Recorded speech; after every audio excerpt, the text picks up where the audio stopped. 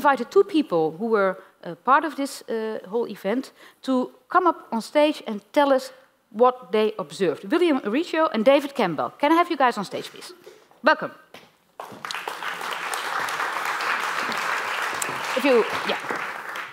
Now, William Uricchio, he gave a really interesting speech last night. Is a primary investigator of the MIT Open Doc Lab, also a university professor at Utrecht, and right now writing a book in Berlin. But you've been studying this field for many years, so we'll come back to that. David Campbell is also a researcher and has done a huge research project for the World Press Fund, the Multimedia Research Project, looking at the state of the industry over the last few years. Now, first of all, think back, 4 years ago, first time that this event was organized. What was there 4 years ago that was truly mesmerizing and interesting? I mean, what was the first project, interactive documentary project, storytelling project that you saw that you thought like, I need to tell this to everybody, not only people in the industry? What's the first thing that comes to mind? Well, okay, so the thing that struck me the most was actually what was not here. I hate to start with the negative, but what was not here were the folks that were here last night. The NRC, the Volkskrant, the VPRO. So 4 years ago, mainstream media was not part of the conversation. And was not doing that, at least in the Netherlands. Yeah. In Britain, with The Guardian, things like Firestorm were around, New York Times, things like Snowfall. So there was stuff happening in the field, but it wasn't really happening, at least in terms of mainstream press, at least as far as I know, here. That was really striking, because normally the Netherlands, is kind of ahead of the curve. We like to think we always are, but that's not true, right? What did you think of 4 years ago?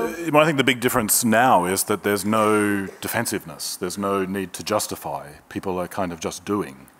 And before it was like different genres having to justify why come together, why photography with video, why do these things together, and sort of some professional defensiveness about protecting certain areas. Impure projects. Yeah, but I think that's gone completely. Okay.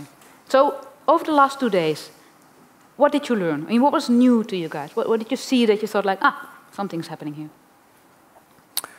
So I'll say one thing, and I think Bjarke said it really well. We're at a tipping point where this stuff was kind of experimental and tentative, even a lot of resistance to it a few years ago. It's clear that if you look at industry, if you look at where the technology is, if you look at where the platforms are, if you look at how people are using media today, we're there. We're now at the point where this stuff has traction.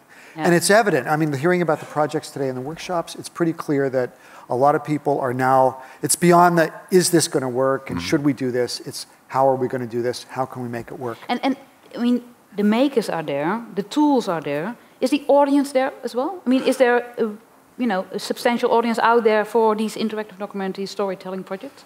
Yes, the audience is there. I think that this is actually the kind of, for me, the big challenge now, because we were talking last night, I think the audience is there through touchscreen devices and so on.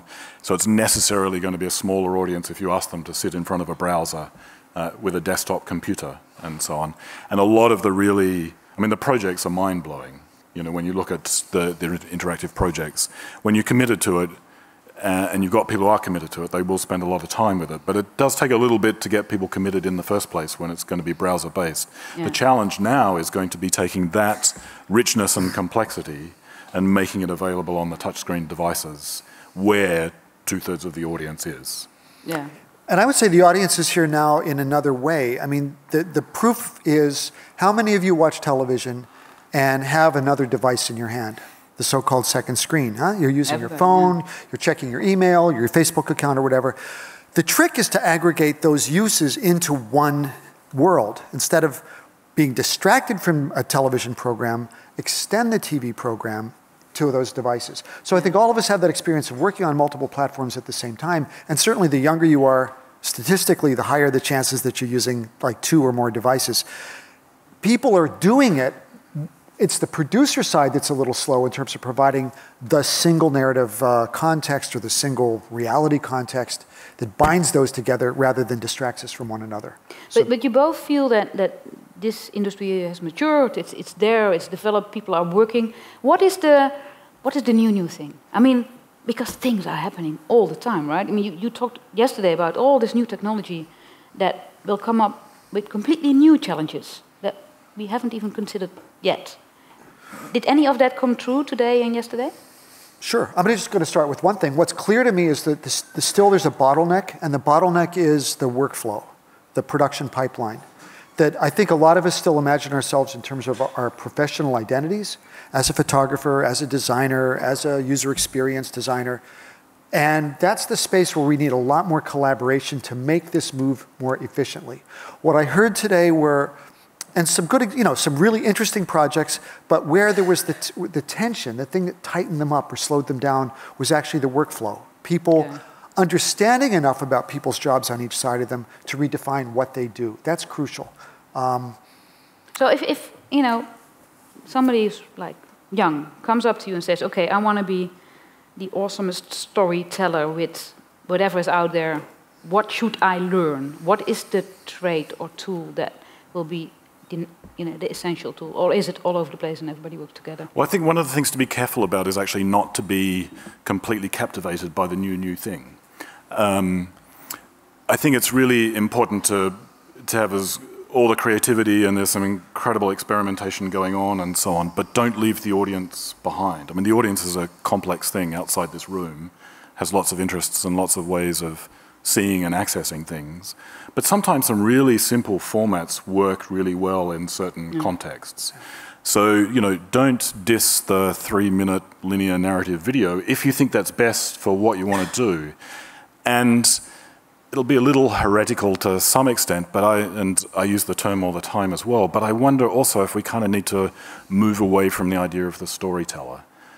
Story's incredibly important, narrative's incredibly important, and so on, but maybe story is not the end goal for everything, and maybe we want to ask a question about, well, what's the purpose of the project? Now, the purpose may be just to tell a story, and that's fine. But maybe there are other ways of thinking about purpose for the project that might connect with audiences. Because I think the one thing that I would say that I didn't hear enough of over the time was actually in the planning stage of a project or in the early stage of a project, thinking about the question of, well, who is the audience for this project? Yeah. Where is that audience, and how is this format for the project going to get me to that audience? So maybe purpose is something that we need to think about, and maybe that means not just storytelling, although story is incredibly important. Thank you very much. Yeah, we have to round up. You want to add just to say, I mean, I want to absolutely underscore the idea of it's about finding the right form for whatever it is you're trying to get across. And it's not always all this new stuff. This new stuff is great for some things and not so much for others. And I just want, if I can just give an anecdote, because I was just talking to someone at dinner. That's the last thing, but anecdotes. Go to a new city, how do you see it? You can jump on a tour bus, you can have someone who really knows the city tell you all about it, give you a compelling trip through it, you learn a lot. But you can also just wander, and you can experience the thing on your own 2 feet. You see a completely different city. One is not right, one is not wrong. They're quite different. We need to start spending some time attending to what the alternatives are to the bus ride. It's not to say the bus ride is wrong. It's still there, and it's still great for some things. But we need to think about what other ways we have, and it's all about what's the end. Who's our user? What are we trying to get across? Thank you very much. Thanks. Both of you.